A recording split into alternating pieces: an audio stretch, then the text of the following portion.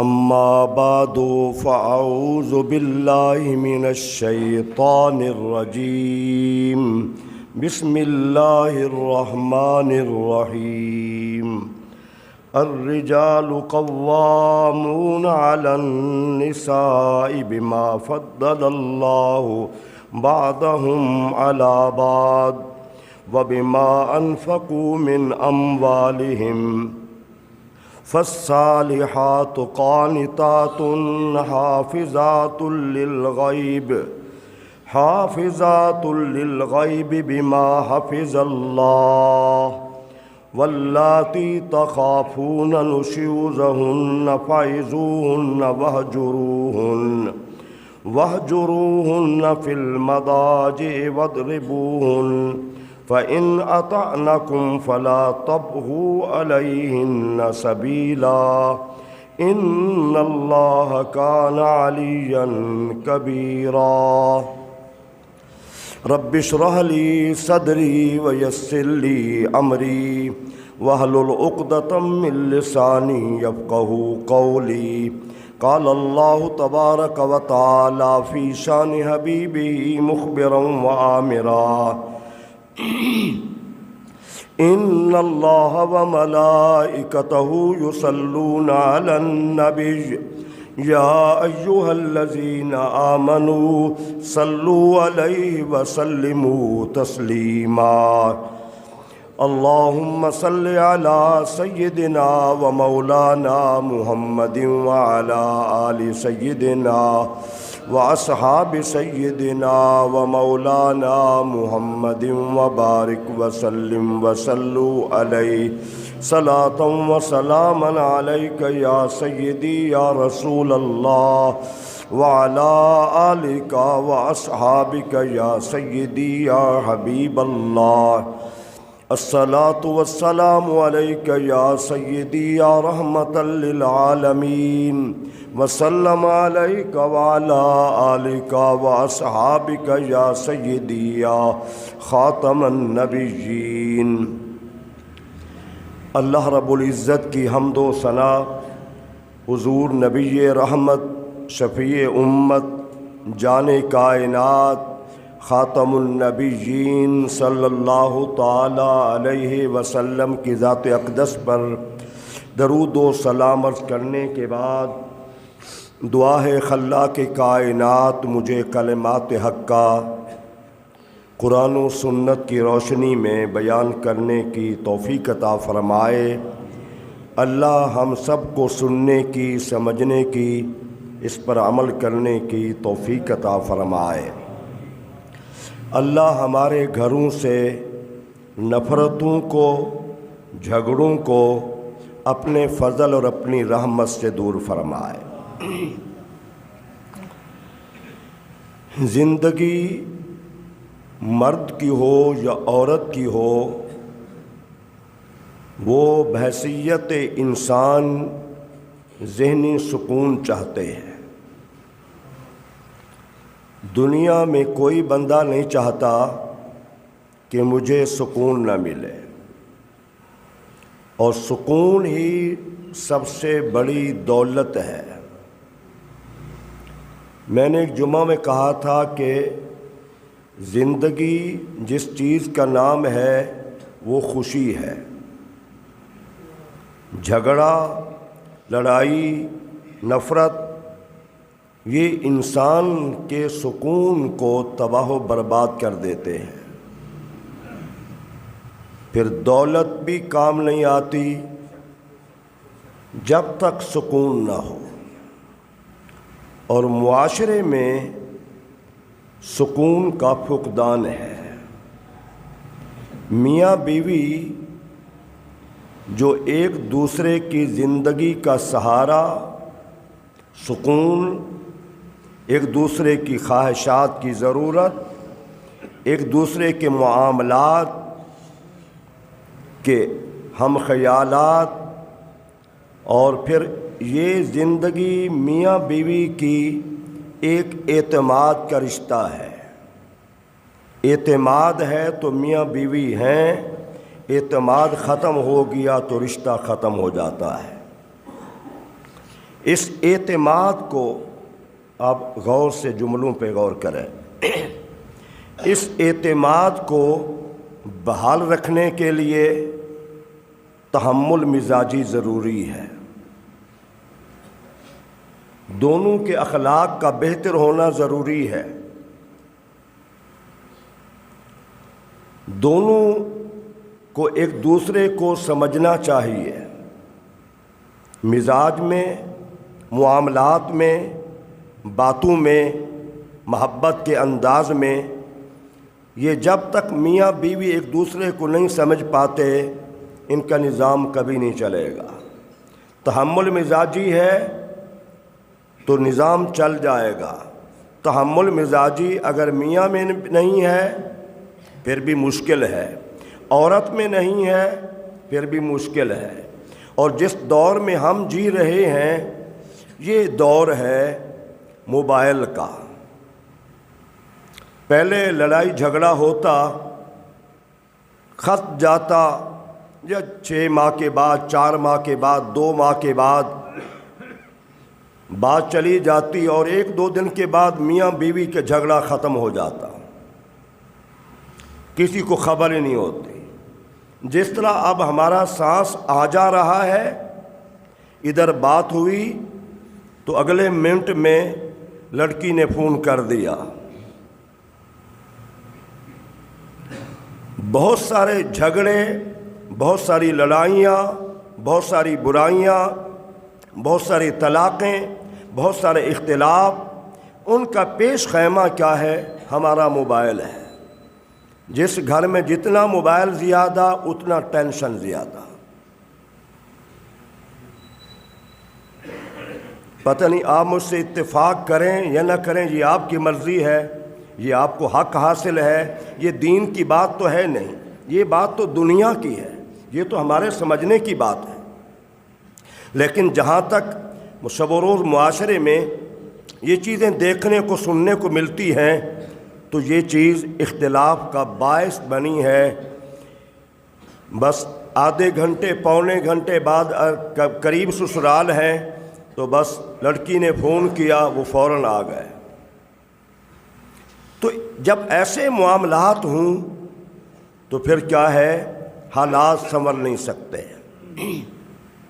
قرآن کے انداز تبلیغ پہ آپ نے ذرا غور کرنا ہے۔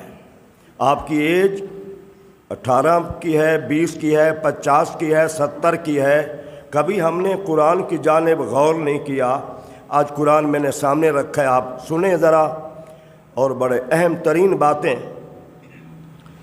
الرجال قوامون علی النساء، اللہ فرماتا ہے کہ ہم نے مردوں کو عورت پہ حاکم بنایا ہے، سردار بنایا ہے۔ ایک ملک کے لیے بھی ایک حاکم کی ضرورت ہے، ایک فیملی کے لیے بھی ایک حاکم کی ضرورت ہے۔ حاکم کا انتخاب جو فیملی ممبران ہیں اس میں اللہ نے کس کا انتخاب کیا ہے؟ اللہ نے جس کا انتخاب کیا ہے فرمایا الرجال، مرد، مردوں کو اللہ نے حاکم بنایا ہے۔ یہ مت ذہن میں لائیے کہ عورت کوئی نکرانی ہے، خادمہ ہے، لونڈی ہے، میں اپنی بیوی کو جوتی کے نوک پہ رکھتا ہوں۔ یہ ساری باتیں اسلام کے خلاف ہیں، اسلام کی تعلیمات سے ہٹ کر ہیں۔ بیوی کو اسلام نے گھر کی مالکہ کہا ہے، تو اللہ نے مرد کو کیا ہے؟ حاکم بنایا ہے۔ کیوں بنایا ہے؟ 2 وجوہ بیان کی ہے اللہ نے خود۔ کیا؟ بما فضل اللہ بعضهم علی بعض، اللہ نے عورت پر مرد کو فضیلت کیوں دی ہے؟ اس کی وجہ کیا ہے؟ مرد اسی نے بنایا ہے، عورت بھی اسی کی تخلیق ہے، لیکن دونوں میں سے اللہ کریم نے مرد کو سرداری، حاکمیت اور فضیلت کیوں دی ہے؟ وہ 2 چیزیں کیا ہیں؟ وَبِمَا أَنفَقُوا مِنْ أَمْوَالِهِمْ، اس لیے کہ مرد جو ہے وہ اپنا مال اپنی بیویوں پر، گھر والوں پہ خرچ کرتے ہیں۔ جتنا دلیری سے، جتنا فیاضی سے، جتنا کھلے دل سے، جتنا محبت سے مرد اپنے گھر پہ خرچ کرتا ہے، وہ جگرا عورت کا نہیں ہے۔ اگر کوئی عورت کماتی بھی ہے تو اس کی کمائی میں برکت نہیں ہے۔ عورت کی کمائی میں برکت نہیں ہے۔ بھلے ہماری بچیاں بزنس کریں یا ملازمت کریں، لیکن جو خرچ کرنے کا انداز، جو حوصلہ، جو فیاضی جو اللہ سبحانہ تعالیٰ نے مرد کو دی ہے، وہ عورت میں نہیں ہے، عورت میں نہیں ہے۔ اور دوسری بات کیا فرمائی؟ میں انتہائی مختصر، ورنہ ایک ایک جملے پہ سارا جمعہ چلا جائے گا۔ فالصالحات، ایک تو خرچ کرنا، دوسرا آپ ذرا غور فرمائیں، خرچ کرنا بہت بڑی بات ہے۔ رسالت مآب نے فرمایا، ایک صحابی نے پوچھا حضور آدمی کہاں خرچ کرے؟ خادم پر، اللہ کے راستے پہ؟ فرمایا پہلے اپنے گھر میں جو خرچ کرنا ہے سب سے بہتر یہی ہے۔ مرد جو اپنی بیوی کو محبت سے کھلاتا پلاتا ہے، یہ بھی صدقہ خیرات میں شامل ہے۔ گھر کے نظام میں مرد کو سربراہنا، رسالت مآب نے فرمایا وہ قوم کبھی فلاح نہیں پا سکتی جو اپنے حاکم عورت کو بنا لے۔ عورت میں جذبات ہوتے ہیں، عورت کا ذہن بہت ساری خواتین کا انتقامی ہوتا ہے، عورت معاملہ فہم نہیں ہوتی، عورت میں تحمل مزاجی برداشت مرد کی نسبت کم ہوتی ہے، فیصلہ کرنے کی جو صلاحیت اللہ کریم نے مرد میں رکھی ہے وہ عورت میں نہیں رکھی۔ اس لیے 14 صدیاں پہلے حضور نے فرمایا، رسالت مآب نے فرمایا، قربان جائیے آپ کے ارشاد گرامی پر، وہ قوم کبھی فلاح نہیں پا سکتی جنہوں نے اپنا حاکم عورت ہو۔ نبوت بھی اللہ نے مردوں کو دی ہے، رسالت بھی مردوں کو دی ہے، اللہ کریم نے خلیفہ بھی مرد کو بنایا ہے، اپنا مظہر بھی مرد کو بنایا ہے، اللہ کریم نے ساری فضیلتیں مرد کو دی ہیں۔ اب ذرا غور سے، فالصالحات قانتات، ہاں نیک عورت فرما بردار عورت، اس کو اسلام نے بڑی عظمت دی ہے، بڑی اہمیت دی ہے۔ ایک نیک خاتون 1000 برے مردوں سے بہتر ہے۔ ایک نیک خاتون، اس کے بطن سے انبیاء بھی پیدا ہوئے، صدیق بھی پیدا ہوئے، شہداء بھی پیدا ہوئے، علماء بھی پیدا ہوئے، صالحین بھی پیدا ہوئے۔ ماں کا بطن دنیا کی بہترین جگہ ہے، اسی ماں کی کوکھ میں وہ ہستیوں نے جنم دیا۔ رسالت مآب صلی اللہ علیہ وسلم کی ذات اقدس کو بھی اللہ کریم نے ماں ہی عطا فرمائی تھی، ٹھیک ہے نا؟ تو اللہ سبحانہ وتعالی نے کیا فرمایا کہ حافظات للغیب بما حفظ اللہ، ہاں حفاظت کرنے والی عدم موجودگی میں اپنے خاوند کے مال کی عزت کی۔ رسالت مآب نے فرمایا ایما امرأۃ، بہترین عورت کون ہے؟ اذا نظرت سرت کا، جب تو اسے دیکھے تو خوش ہو جائے۔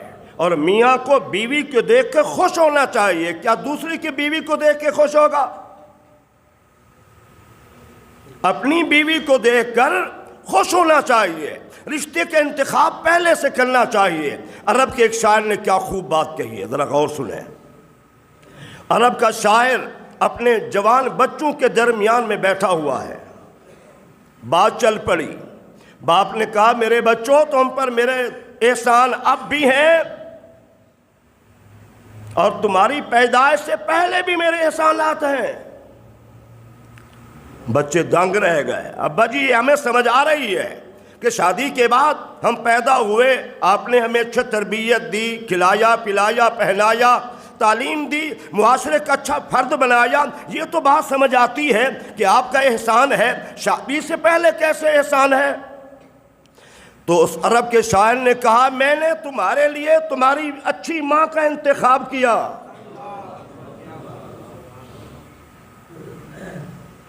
میں نے تمہارے لیے اچھی ماں کا انتخاب کیا۔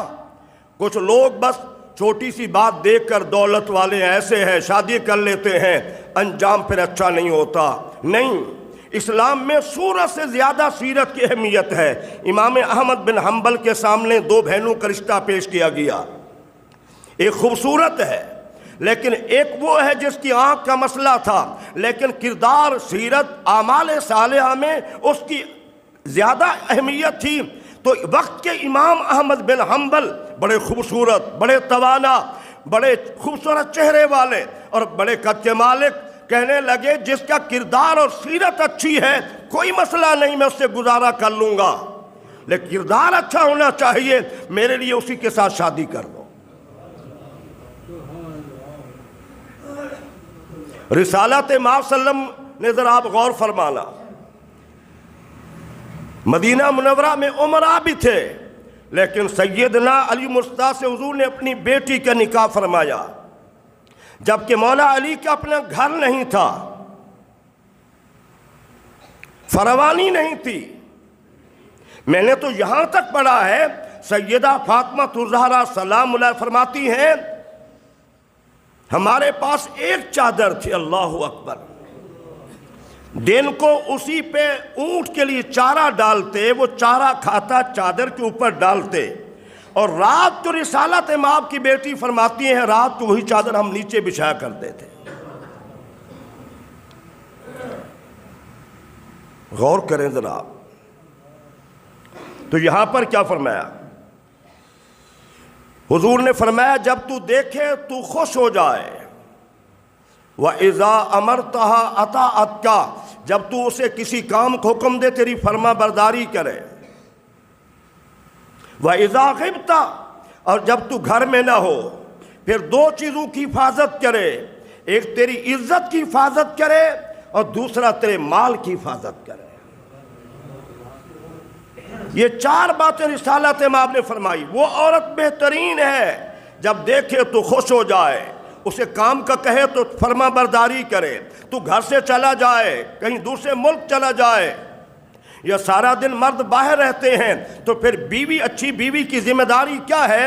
حضور نے فرمایا تیری عدم موجودگی میں تو باہر ہے، وہ اکیلی ہے یا بچے ہیں، دو کام، ایک تیری عزت کی حفاظت کرنے والی ہو اور دوسرا تیرے مال کی حفاظت کرنے والی ہو۔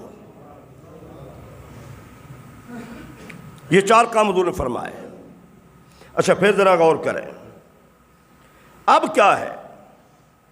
وَاللَّاتِي تَخَافُونَ نُشُوزَهُنَّ، وہ عورتیں جنہیں تم سے خوف ہو نافرمانی کا، جھگڑے کا۔ تو پھر کیا ہے؟ اب میاں بیوی کے معاملات، قرآن نے ایک مقام پہ کیا کہا، میں تو حیران ہوتا ہوں۔ قرآن نے کیا کہا؟ ہن لباس لکم وانتم لباس لہن، بیویے وہ تمہارا لباس ہیں اور تم ان کا لباس ہو۔ لباس ہر آدمی چاہتا ہے اجلا ہو، صاف ہو، یہ گرمی سردی سے بچاتا ہے، یہ جسم کے داغ دھبوں نظر نہیں آنے دیتا، یہ لباس میری آپ کی پہچان ہے۔ تو کیا ہے؟ فرمایا مرد جو ہے وہ عورت کا لباس ہے اور عورت جو ہے وہ مرد کا لباس ہے، یعنی اس لباس کو جتنا قرب حاصل ہے اور بیوی کو اتنا اس سے زیادہ قرب حاصل ہے۔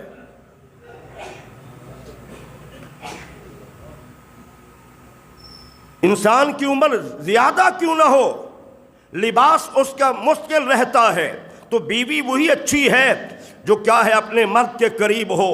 اور یہ یاد رکھنا، رسالت مآب نے فرمایا الدنیا کلھا متاع وخیر متاع الدنیا المرأۃ الصالحہ، ساری دنیا سامان ہے۔ ہم ڈالر کے پیچھے مرتے ہیں، سونے کے پیچھے مرتے ہیں، کوٹھی گاڑی کے پیچھے مرتے ہیں۔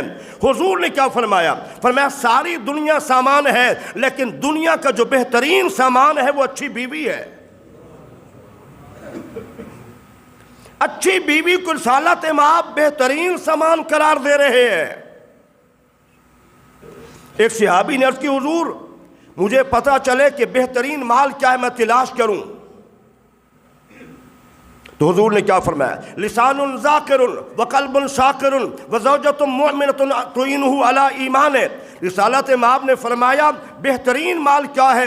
بندے کی زبان ذاکر ہو اور دل شاکر ہو۔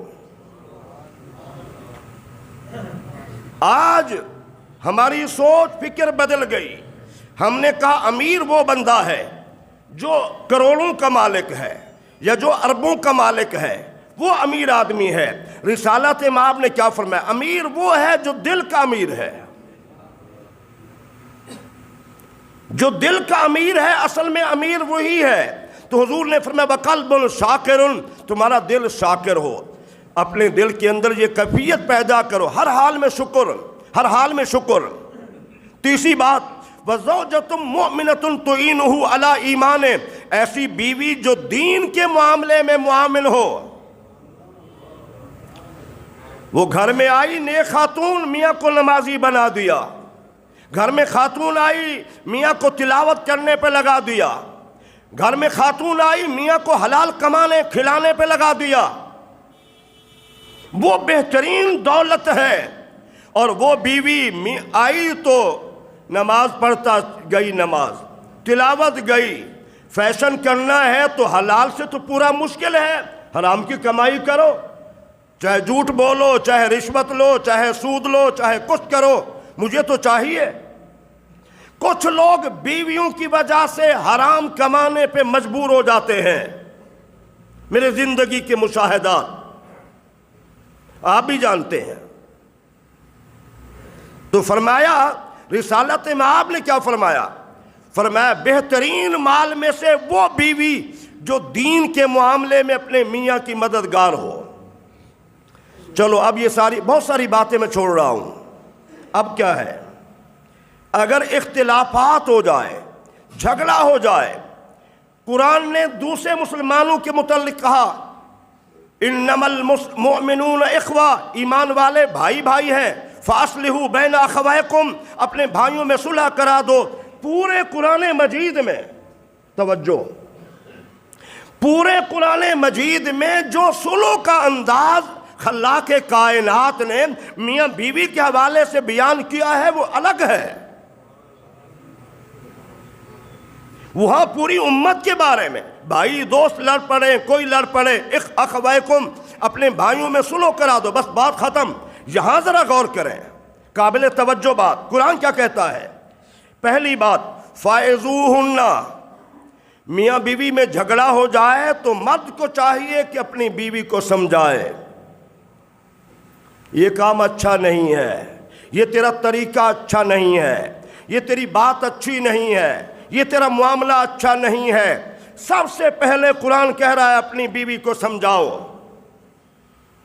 اور ہمارا پہلا کام کیا ہوتا ہے؟ جاتن تین طلاقہ۔ سب سے کمینہ پن اور گھٹیا پن یہ ہے، اور جو اللہ کو ناپسند عمل ہے وہ ہے میاں کا اپنی بیوی کو طلاق دے دینا۔ آج معاشرے میں یہ چیز نہیں ہے، بہت سارے چھوٹی بات ہوئی کیا ہے طلاق۔ قرآن پہ ذرا غور کریں میرے بھائیوں، میرے جوانوں، بزرگوں، فائزوہن، تمہیں چاہیے کہ تم اپنی بیویوں کو سمجھاؤ۔ اگر اس بات سے نہیں سمجھ سکتی، اسے سمجھ نہیں آئی، وَاہْجُرُوهُنَّ فِي الْمَضَاجِعِ، اسے اپنے بستر گاہ میں چھوڑ دو، بستر الگ کر لو۔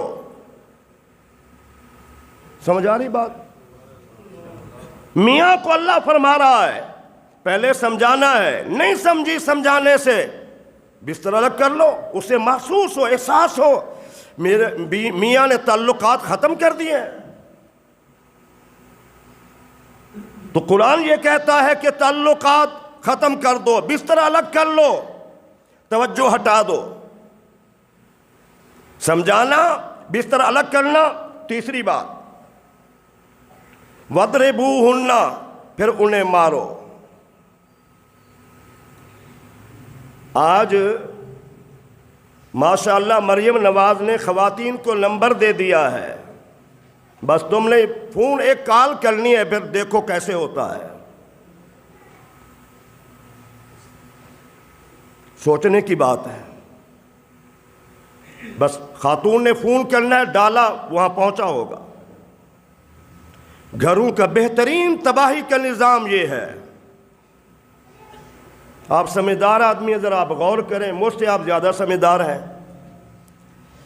تو مارنے سے رسالت مآب نے کیا فرمایا؟ اگر بیوی پہ غصہ آئے، جھگڑا ہو گیا تو مارنا ہے، لیکن قربان جائے حضور کے انداز پہ ذرا غور کریں. فرمایا چہرے پہ نہیں مارنا، ہو سکتا تمہارے مارنے سے چہرے پہ زخم ہو جائے. ابھی جھگڑا ہے، ابھی غصہ ہے، ابھی لڑائی ہے، جب یہ ختم ہو جائے گی، کل تمہاری بیوی جب چہرے سے زخم سے آئے گی تو تمہیں تکلیف ہوگی. کیا بات ہے! کوئی بندہ نہیں برداشت کرتا کہ میری بیوی کے چہرے پہ کوئی زخم ہو یا خراش ہو. برداشت کرتا ہے؟ ہم تو بھینسوں کی طرح مار، جیسے بھینسوں کو گدھے کو مارا جاتا ہے، بیویوں کو لوگ ایسے مارتے ہیں. یہ اسلام میں نہیں ہے. حضرت عباس رضی اللہ تعالی عنہ صحابی رسول ہے، حضرت عبداللہ بن عباس، وہ کیا کہتے ہیں؟ وہ کہتے ہیں بیوی پہ غصہ آئے، یہ امام غزالی نے بھی نوٹ کیا ہے، فرماتے ہیں بیوی پہ غصہ آئے تو مسواک سے مارو. کیا چوٹ لگے گی بھئی؟ زیادہ سے زیادہ تماچا مار دے. کیا انداز ہے سمجھانے کا قرآن کا؟ پہلے نمبر پہ سمجھاؤ، دوسرے نمبر پہ نہیں سمجھی تو پھر بستر الگ کر دو، پھر نہیں سمجھی تو پھر غصہ کرو. اور غصے میں مارنا اتنا نہیں کہ تم سمجھو یہ تو جانور ہے، نہیں، اس کی ہڈی نہ ٹوٹ جائے، اس کا چہرہ زخمی نہ ہو جائے، اس کا سر زخمی نہ ہو جائے. ایسا نہیں کہ تم ڈنڈا اٹھا کے پھر اس کی پٹائی ایسی خوب کرو. اس کی اسلام اجازت نہیں دیتا. اخلاق کے دائرے میں سمجھاؤ. اگر یہاں بھی بات نہیں بنی، اللہ اکبر، فَإِنْ أَطَعْنَكُمْ فَلَا تَبْغُوا عَلَيْهِنَّ. ذرا آپ غور کریں، اگر تمہاری وہ بات مان لے، یعنی آخری حالت میں، پھر کیا ہے؟ تم ان پہ زیادتی نہ کرو. فَلَا تَبْغُوا عَلَيْهِنَّ، تم زیادتی کا راستہ اختیار نہ کرو کہ کل ایسے ہوا تھا. نہیں، جھگڑا بھول جاؤ جھگڑا. اہل علم کہتے ہیں میاں بیوی کی لڑائی کیا ہوتی ہے؟ اگر انا نہ ہو تو پھر کیا ہوتی ہے؟ آپ نہر میں، دریا میں آپ ڈنڈا مارے، نیچے چلا جائے گا، پھر پانی مل جائے گا. میاں بیوی کی تو لڑائی ایسی ہے. بہترین وہ آدمی ہے جو میاں بیوی کو آپس میں سلو کرانے کی کوشش کرتا ہے. اور بدترین کتنے لوگ ایسے ہیں، ان کا ذہن ہی یہی ہے، اس گھر کو آباد نہیں ہونے دینا. اور پھر ان لوگوں کا انجام جو شیطانی پن اختیار کرتے ہیں، لڑاتے ہیں، جو رشتوں کو توڑنے کی کوشش کرتے ہیں، جو کسی کی بیٹی کو آباد نہیں ہونے دیتے، ہوتے اپنے ہی ہیں، غیر کو کیا ضرورت ہے؟ اللہ اکبر. اپنے ہی ہوتے ہیں کہ یہ کیوں آباد ہے یہ گھر، یہ خوشحال کیوں ہے، اس گھر میں محبت اور یہ ساری چیزیں کیوں ہیں. وہ بدترین آدمی ہے، وہ بڑا مجرم ہے اللہ کے ہاں. اللہ کو وہی بندہ پسند ہے جو دلوں کو جوڑ کے رکھتا ہے، جو محبتیں پیدا کرواتا ہے، جو اخلاق کو بہتر کرتا ہے. خاص کر میاں بیوی کے معاملات میں کوشش کرنا. اب ذرا غور کریں، میں چھوڑ کے آگے جا رہا ہوں. وَإِنْ خِفْتُمْ شِقَاقَ بَيْنِهِمَا، اگر اختلافات بڑھ جائیں، ناچاکی بڑھ گئی، پھر اللہ فرماتا ہے فَبْعَثُوا حَكَمًا مِّنْ أَهْلِهِ، ایک آدمی مرد کے خاندان سے، وہ اس کا والد ہو، دولہے کا چچا ہو، ماموں ہو، تایا ہو، کوئی، وَحَكَمًا مِّنْ أَهْلِهِ وَحَكَمًا مِّنْ أَهْلِهَا، اور ایک مرد جو ہے وہ لڑکی کی طرف سے ہو، اس کا والد ہو، اس کا بھائی ہو، چچا ہو، یعنی دو مل بیٹھے. کہاں سے مسئلہ شروع ہوا تھا؟ اختلاف چلتے چلتے سمجھانا، بستر الگ کرنا، اور پھر مارنا، پھر اس کے بعد سمجھ آ جائے بات تو ٹھیک ہے، اگر یہ نہیں ہوا تو پھر اسلام کہتا ہے دونوں خاندانوں کے ایک بندہ بیٹھ جائے، اگر ان کا ارادہ ہوگا سلو کرانے کا، نیت ٹھیک ہوگی تو اللہ سلو کرا دے گا۔ ہمارے ہاں کب ہے یہ جو قرآن نے ہمیں تعلیم دی ہے، پوری امت کے لیے تعلیم دی ہے، ہمیں کب پتہ ہے اس کا؟ یہ سارے طریقے، یہ انداز قرآن نے جو بیان کیے ہیں، آج بھی اس پہ امت عمل کرے تو بہت سارے گھروں سے جھگڑے ختم ہو سکتے ہیں۔ ہم نے بیٹی کو بھیج دیا لیکن اسے زیور بھی پہنائے، لباس بھی اچھا پہنایا، ڈگریاں بھی لا کر دیں، لیکن اس کو ایک ڈگری اخلاق کی نہیں دی۔ بیٹی کو تحمل مزاجی کی ایک ڈگری نہیں دی۔ حضور اکرم صلی اللہ علیہ وسلم نے اپنی بیٹی سیدہ فاطمہ سے فرمایا اگر علی ناراض ہو گیا اور تو اس حالت میں فاطمہ فوت ہو گئی، تیرا ابا تیرا نماز جنازہ نہیں پڑھائے گا۔